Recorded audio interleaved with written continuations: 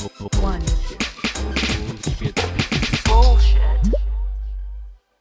Bienvenido al podcast, bienvenido de nuevo. No revisé cuántos episodios hemos grabado. Creo que este sería el tercero, si la memoria no me falla, porque uno lo grabamos junto a Manu, otro después, y este sería el tercero.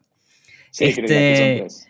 sí, la gente que está escuchando, bueno, y ahora viendo, ahora ya te pueden ver la cara de este Felipe, Felipe Beltrán, ahora se va a presentar. Vamos a estar hablando de las famosas pruebas técnicas, su punto de vista, porque él tiene muchísimo más experiencia que yo contratando, y también mi punto de vista de persona que hace estas pruebas, a ver como que a qué conclusión podemos llegar con respecto al tema, ¿no? Pero bueno, antes de comenzar, Felipe, dile a la gente quién eres y qué haces, así tipo pitch de elevador, y después seguimos. Ok, bueno, yo soy Felipe Beltrán, en este momento soy cofundador y director de producto de una startup que se llama Biu, que es un one-stop shop, como una plataforma todo en uno para que los creadores de contenido puedan monetizar y vivir de lo que les apasiona. Así como muy rápido, mi carrera profesional empezó como developer, luego liderando el equipo de producto por allá más o menos hacia el 2009, cuando todavía estos términos de usabilidad y UX eran muy nuevos por acá. Empecé a Sí. meterme en ese rollo, me apasionó todo lo que tenía que ver con estrategia de producto y yo vengo más o menos de cabeza como unos 12 años trabajándole a esto. No, un montón. Y eres un constructor de comunidad y yo diría que podría decir que me han mentoreado en términos de negocio, tipo, bueno, Chris, ¿qué puedes hacer, qué no puedes hacer? Así que nada, es un genio. Así que vamos directo al tema. Bueno, hoy en día, como ya sabemos, las pruebas de trabajo, la mayoría incluyen una prueba técnica. Así de entrada te pregunto, ¿qué opinas de esta famosa prueba técnica como un approach desde el lado del empleador? Bueno, hay una dicotomía bien interesante, ¿no? Porque yo creo primero que no hay una postura única. Empecemos No, por ahí. Yo creo claro. que cada organización, de acuerdo como a la topología de su producto, como a la dinámica de su equipo de trabajo, la cultura que tenga establecida, pues debe tener como Ujú. unos parámetros necesarios por validar.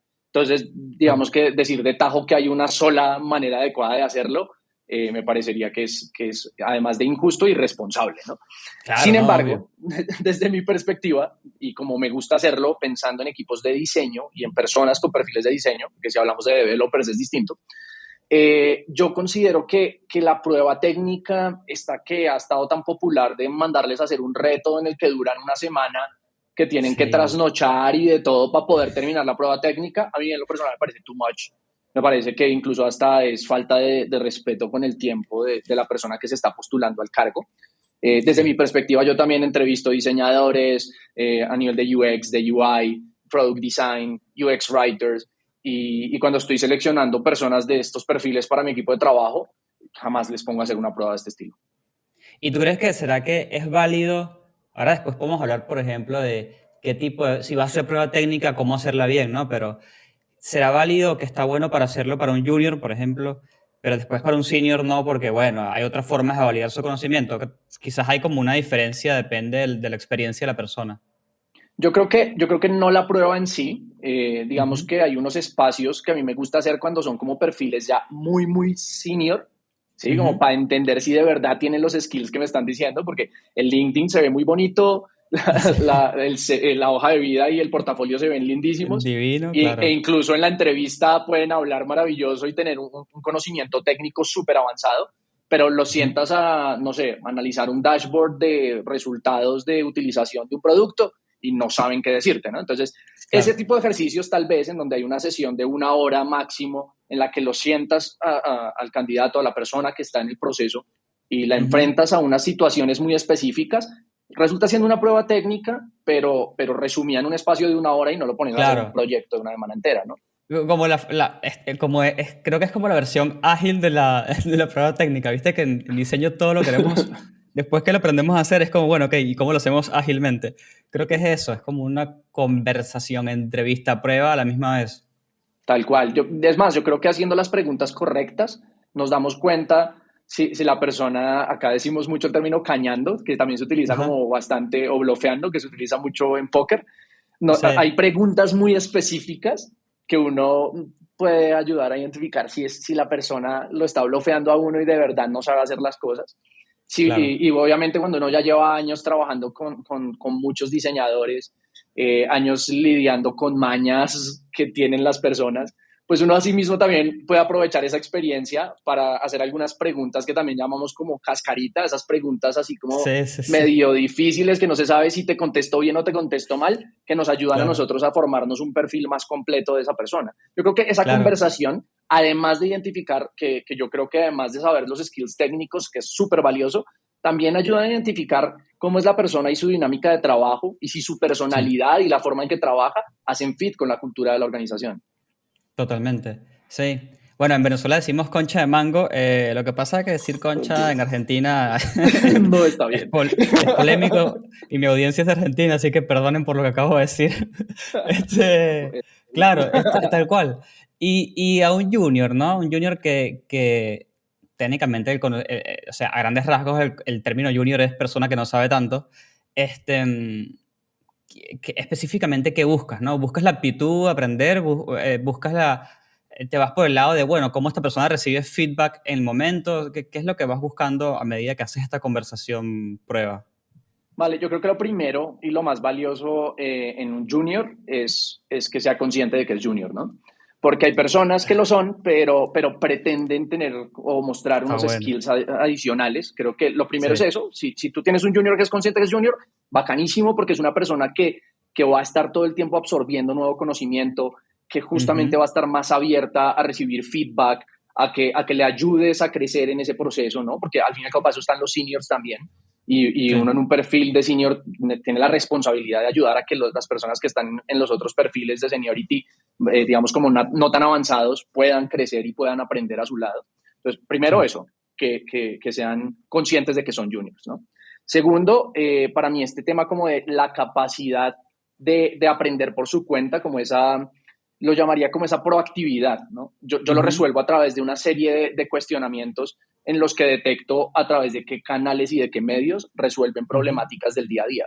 Entonces Claro. yo evalúo si es una persona que primero va y busca a alguien cercano y le pregunta para que le resuelva la duda, o si es una Claro. persona que por su propia cuenta va y busca en internet o utiliza ciertas fuentes de información para poder resolver situaciones. Esto me Ujú. va a mostrar si es una persona que es práctica, si es una persona Sí. que se va a desenvolver fácilmente para resolver problemas, no solo del producto, sino los problemas del día a día en un trabajo, como no me contestó un compañero de trabajo que lo necesito ¿Qué para algo haces? que hago, ¿cierto? Como Ujú. necesito pedir un permiso porque acabo de tener una situación, una calamidad doméstica y mi jefe no me contesta, ¿qué hago? También cómo se va a desenvolver estando ya en el día a día. Y según la empresa, ¿no? Porque, por ejemplo, hay empresas que son muy horizontales y si eres una persona que le da vergüenza escribirle al CEO, y bueno, no podemos hacer mucho. O sea, te puedo decir una vez, ¿no? Tipo, no, no te da vergüenza. Pero después de eso, el trabajo es tuyo, tipo, tienes que escribirle. Y si detectas que esa persona por ahí, ese tipo de interacciones sociales le da como mucha ansiedad, quizás ya no es el candidato. Bueno, eso depende, ¿sabes? Yo procuro no descartar única y exclusivamente por eso. De hecho, en el equipo de Claro. trabajo tenemos una persona que es supremamente tímida, que Mira, le cuesta mucho entrar en confianza, es bastante introvertida, pero tiene sí. una capacidad de análisis muy, muy buena. Es una persona Mm, que se da cuenta y tiene una orientación al detalle increíble. Entonces, me claro. habría perdido de una persona muy valiosa en el equipo de trabajo si el criterio en la selección hubiera sido como no la voy a tener en cuenta porque no se está Porque es desenvolviendo muy muy bien tímida, en claro. términos de comunicación y tal. Yo Tal creo cual. que parte de la responsabilidad que tenemos en un proceso de selección es identificar muy bien cuáles son los skills principales que tiene esa persona, saber si Ujú. están haciendo match con lo que nosotros estamos buscando en este preciso instante a nivel técnico en la organización, Sí, después evaluar cuáles son esas cositas que de pronto no funcionan y saber si esas cositas que de pronto no funcionan con el fit de la organización, de todas maneras no van a hacer ruido, ¿sí me explico? claro, Y tal es cual. chévere porque esta persona en el proceso que lleva, por ejemplo, se ha empezado a desenvolver más, ha sido un poquito como más abierta. Nosotros Ujú, digamos que incentivamos mucho el tema del one-to-one. Entonces el ujú, one-to-one, más allá de decirte en qué la estás embarrando y qué estás haciendo bien, es un espacio también para conocernos como personas, ¿no? Como claro. ella también tiene perros, entonces cuando los dos nos sentamos en el one-to-one empezamos a hablar de nuestras mascotas. Y eso empieza a Perfecto. eliminar bastante fricción Sí. y ya digamos que se siente mucho más desenvuelta. No, está Pero creo buenísimo. que es buenísimo contemplar como ese balance, porque si no también siento que pecamos en sobreexigencia porque al fin y al cabo, pues yo También. creo que no existen los perfiles perfectos. No existe, no he O, contratado a una sola persona que haga match 100% con lo que estoy buscando. nada, nunca. O terminas contratando puros perfiles muy parecidos. Y que todos son como de un estilo y de repente, ay, no, la puta madre, me hace falta ahora una persona que... Sí, se vuelve un Tal mierdero cual. gestionar un equipo así.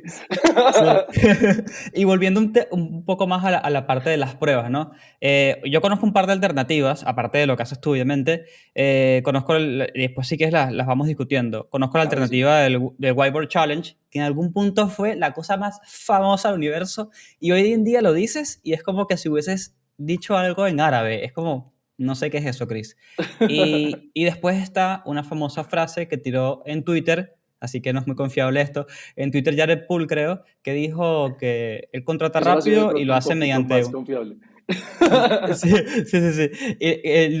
Lo dice que simplemente es una conversación larga. Es todo lo que hace. Una conversación larga porque a partir de ahí se da cuenta. Que es muy parecido a lo que haces tú, pero creo, entre comillas, que lo deja en conversación, nada más. ¿Qué opinas de esas dos cosas versus las otras que hemos hablado? Yo creo que depende de muchos factores cuál aplicas, ¿no? Depende del Ujú, perfil que estás buscando. Hay perfiles que necesitas entender mucho más al detalle o a la minucia. Hay otros que con un conocimiento menos minucioso, pues te puedes claro, arriesgar. Cuando estás en startup y yo en lo personal como haciendo parte del C-Level, no, ya no pensando como en el equipo de diseño, sino siendo parte del C-Level, yo soy muy de claro. contrata rápido, despide rápido. De hecho, es mucho más Es una eficiente para la frase organización. famosa. Sí, Sí, tal cual, y es mucho más eficiente para la organización, la verdad. O sea, sí. puede sonar un poquito como impersonal, hasta medio Y inhumano, por suena decirlo de peligroso algún modo, incluso.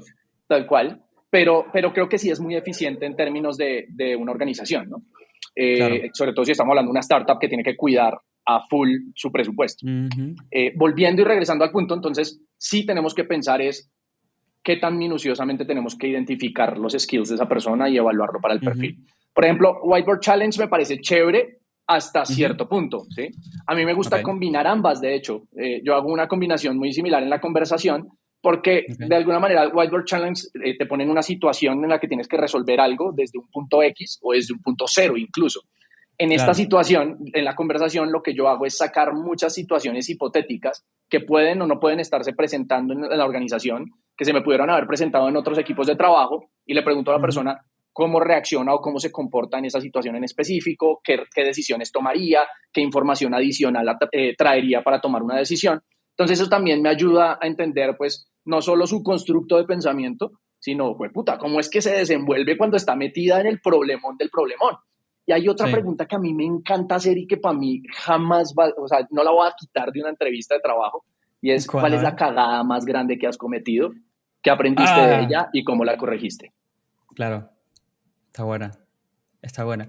Y también está bueno ver las preguntas que te hace la persona, ¿no? Más allá de la pregunta bueno, ¿cómo es el equipo? Bla, bla, que es como, son como preguntas que honestamente las puedes hacer por email. Pero digo, las preguntas en ese tipo de challenges o de Whiteboard Challenge o de conversaciones, como la pregunta que te hace esa persona para clarificar datos que le diste o clarificar cosas que le dijiste de la compañía, de producto. Esas preguntas te hacen denotar tipo, ah, mira, a esta persona le gusta mucho esto o sabe mucho de esto. De hecho, hay una que me encanta a mí al inicio, que me hagan siempre, y es preguntas dirigidas específicamente a la organización o al producto. Porque quiere Ujú, decir que antes de la entrevista estuvieron entendiendo qué es lo que hacemos. ¿Sí? claro. Yo me he encontrado con muchas personas que llegan al momento de la entrevista y como que ni siquiera tienen ni idea. Hubo una persona que dijo, ah, no, pues porque hay un trabajo de product design. Yo, ok, cool. Entonces, ahí ya vas identificando, porque para cultura necesitas que la persona conecte con la visión de la organización y con la Sí, visión del producto. Y si la persona ni siquiera sabe qué es lo que estamos haciendo, si la persona no tiene ni idea de más o menos de qué se trata la compañía, para mí eso ya ujú, es un flag que me pone en alerta de si esta persona puede ser o no puede ser, porque si ni siquiera se interesó antes, claro, entonces de ahí para adelante pues pueden ocurrir como muchas situaciones, ¿no? Entonces es bueno tener eso presente también. Y al tal final, cual. a mí me encanta cuando hacen preguntas como hacia dónde tenemos planeada la expansión de mercado, o Claro. cuáles son los principales competidores que nos están preocupando en este momento. Cosas de ese estilo me demuestran que la persona está pensando no única y exclusivamente en su rol, sino de verdad está pensando en cómo aportar al producto de la organización en el largo plazo, ¿no? Tal cual. Y el que va preparado, tipo, una vez te dice, mira, vi que tienes un competidor que se llama así de así, ¿cuál es tu diferencial con ese competidor? ¿Cuál es tu propuesta de valor? Es Es buenísimo. como, bueno, ok, nada, investigó, está buenísimo. A mí una vez me pasó que me sentí que yo era el entrevistado, bueno, y me encantó esa entrevista. Uf. ¿Y Me en qué terminó encantó su esa entrevista? entrevista. ¿Fue contratado esa Termi- persona? sí, terminó que la persona fue contratada.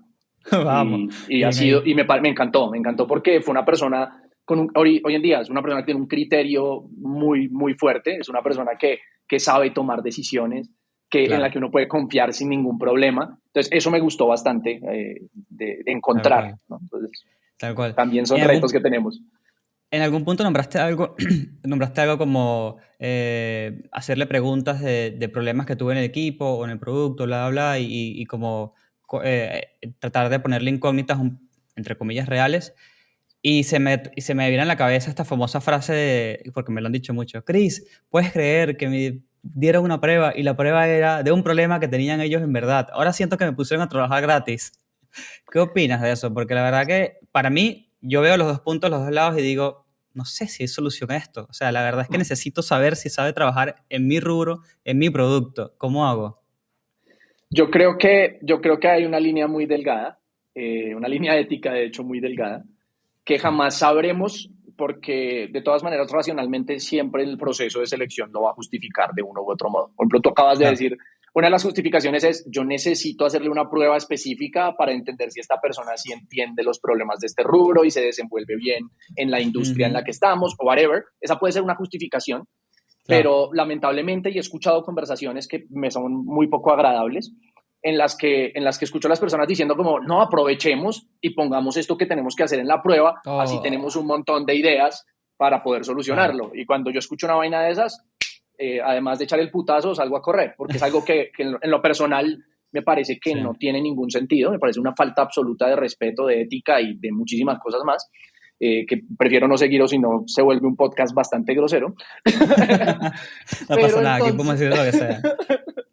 pero entonces yo creo que hay que definir muy bien esa delgada línea y entender también hasta qué punto. Yo en lo personal procuro no hacer preguntas de cosas que no haya resuelto, ¿sí? O Claro, procuro no hacer preguntas de cosas que no haya abordado alguna vez yo por mi cuenta o con mi equipo de trabajo. Me parece que es ético. Botarle, por ejemplo, chicharrón a una persona que hasta ahora estoy entrevistando de cómo me va a resolver algún problema que tengo hoy en día, no me parece claro, justo. Además, le falta un montón de contexto. También sería absurdo de mi parte decirle a una claro. persona que venga a solucionarme sin tener el contexto, ¿no? No, totalmente. Sí, sí, sí. Sí, no, es complicado, es complicado y yo creo que en los dos lados hay que tener un poco de paciencia, honestamente.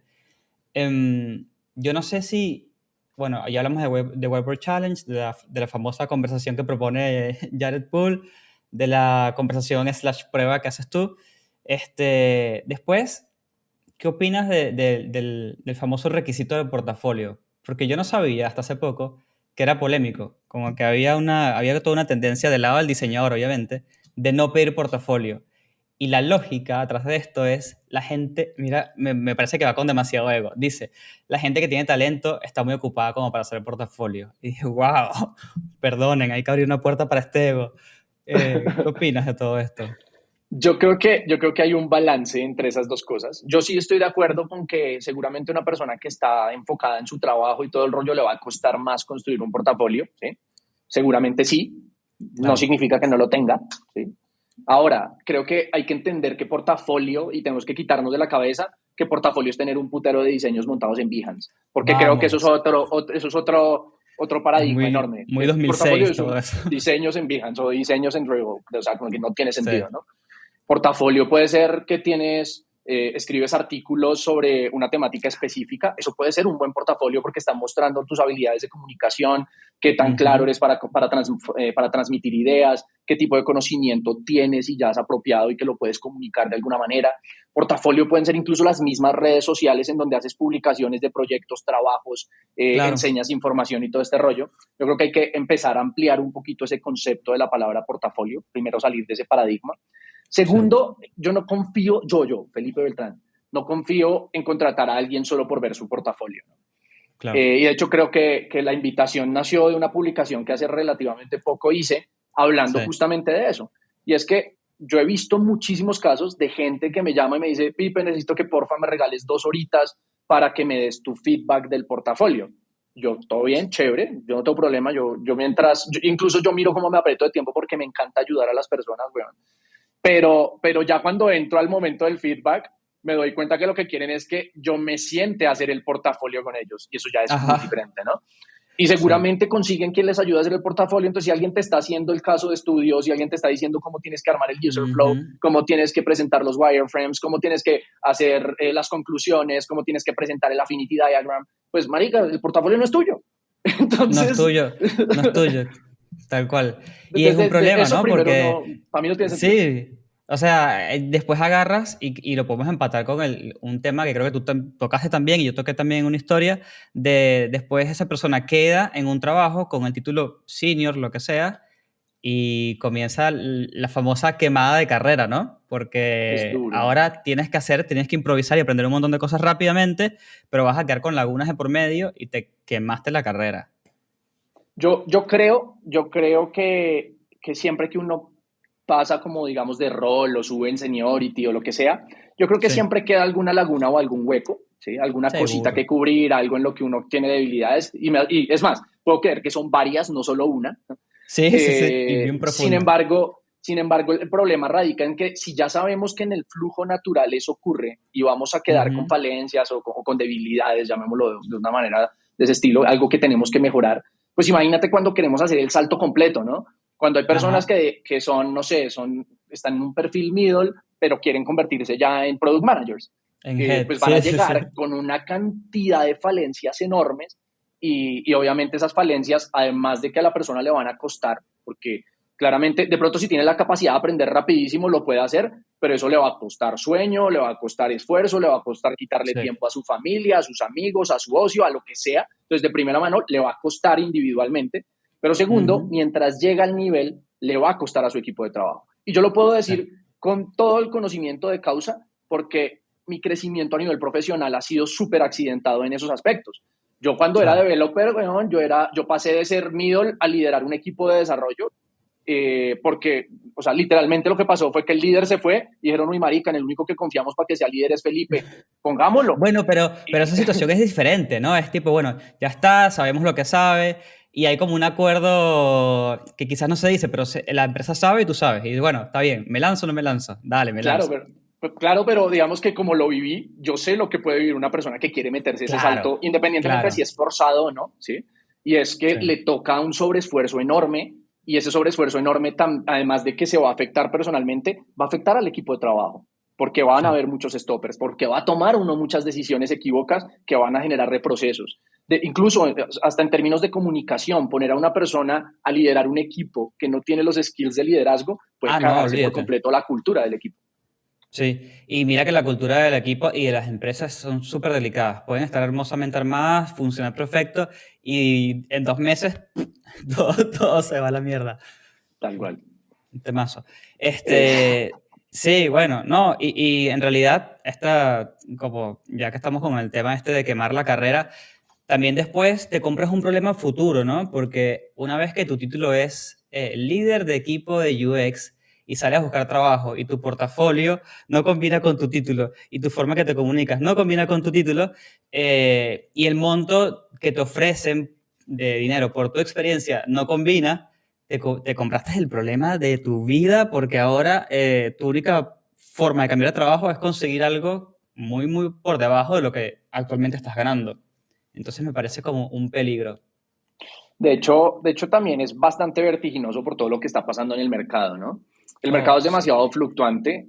Hoy en día el Sí. mercado de las startups cambió muchísimo en términos de cómo está el levantamiento de inversión, ¿no? Las condiciones de los VCs y todo este rollo cambió, lo que significa Sí. que el flujo de capital dentro de las startups también disminuye y lo que significa que hay startups cerrando y muchas personas que estaban ganando mucho dinero en esas startups quedándose sin empleo. Entonces, Sí. ahorita todavía están en ese punto de que pueden seguir buscando más o menos por lo mismo que se están ganando, pero lo preocupante es Claro. que va a pasar al cabo de unos meses que se mantenga todavía ese mismo comportamiento dentro del entorno de startups y estas personas estén acostumbrados a ese nivel de ingresos o a ese nivel de gastos, incluso no solo de ingresos, Sí, y sí, no sí. logren ubicarse laboralmente. Entonces, por eso también me parece que hacerse esos saltos sin haber surtido el proceso completo resulta siendo doloroso hasta en niveles personales de la vida, pues. Sí, sí, sí. Porque eso que hablas del nivel de gasto es interesante. No sé si conoces el término de la vida inflacionaria. ¿Conoces el término? ¿No? Es básicamente, no, nada que la inflación del país, eso es otro término, ¿no? Pero la vida inflacionaria, un estilo de vida inflacionaria, es cuando tú hoy ganas 100, por ejemplo, y estás acostumbrado a vivir con eso y, todo, y te alcanza y ahorras, y de repente pasas a ganar 200, pero mágicamente llegas a final de mes igual que cuando ganabas 100.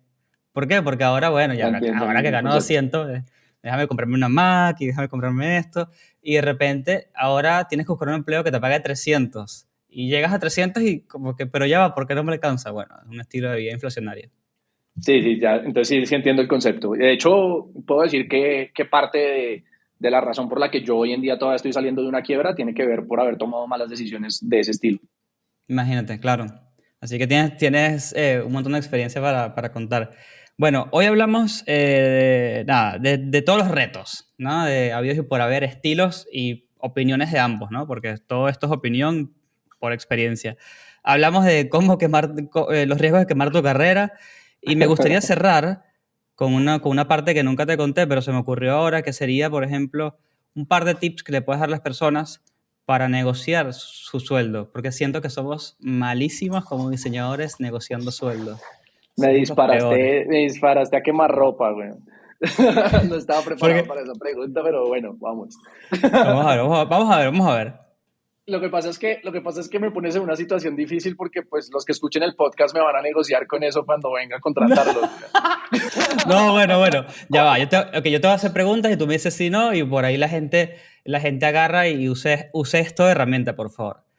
A ver, ¿es verdad o es mentira que las ofertas iniciales que nos hacen suelen ser del rango que tienen pensado el más bajo? Normalmente es así. Es así. O sea que sería seguro decir que si te hacen una oferta está bueno que negocies un poquito más dentro de lo posible.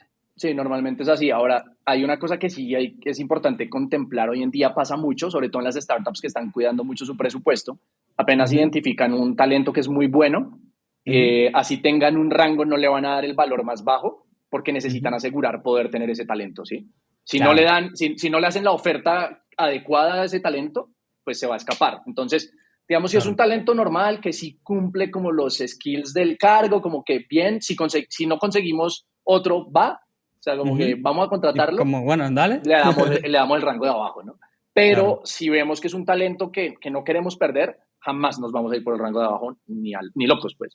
Ni locos, claro, sí, porque la competencia está fuerte. De hecho, lo hablamos en algún punto, que hoy en día las empresas de Latinoamérica están compitiendo con las empresas de Estados Unidos directamente, las startups específicamente. Entonces, la competencia está fuerte. Y la última pregunta, y ya vamos cerrando, es, si no pido como un poco más de sueldo, ¿qué otras cosas puedo pedirle a la startup como beneficio, ¿no? Que se convierta eventualmente en dinero? Ok, hablando de startups, ¿no? Porque pues, obviamente Ujú. si estamos hablando del sector corporate, la cosa Claro. es un poquito diferente, ¿no? Digamos que más allá de pedir, yo creo que también es entender qué es lo que te está ofreciendo primero la empresa, ¿sí? Ujú, Hay startups en las que de entrada te dicen como, mira, te vamos a dar tanto en money, tenemos X beneficios y ujú, adicional tenemos como, no sé, te vamos a dar stock options, ¿no? ujú. Entonces, ¿qué es esta posibilidad de tener acciones de la compañía, de que trabajes porque también la compañía resulte siendo tuya? Eso, Exacto. cuando te apasiona la empresa, pues es una muy buena oferta. Ser parte de algo o ser dueño de una parte de algo que te apasiona y que quieres hacer en realidad y que con lo que haces un match grandísimo, es el carajo. Pero cuando no te apasiona lo suficiente las acciones, pues no te van a motivar, ¿no? Y hay una Ujú, cuestión en términos como de beneficios y todo este rollo, y es que depende también del stage en el que esté la startup, ¿no? Una startup claro, en una etapa muy, muy, muy temprana, por ejemplo, le queda muy difícil sacar presupuesto, no sé, para pagarle cursos a la gente, cosas de este estilo. Entonces, claro, normalmente los beneficios vienen en forma más bien como de tiempos de descanso, de desconexión, de pronto tutorías o acompañamientos en algo que quieran aprender adicional. Entonces, digamos, tú entras como designer, pero quieres aprender sobre modelos financieros.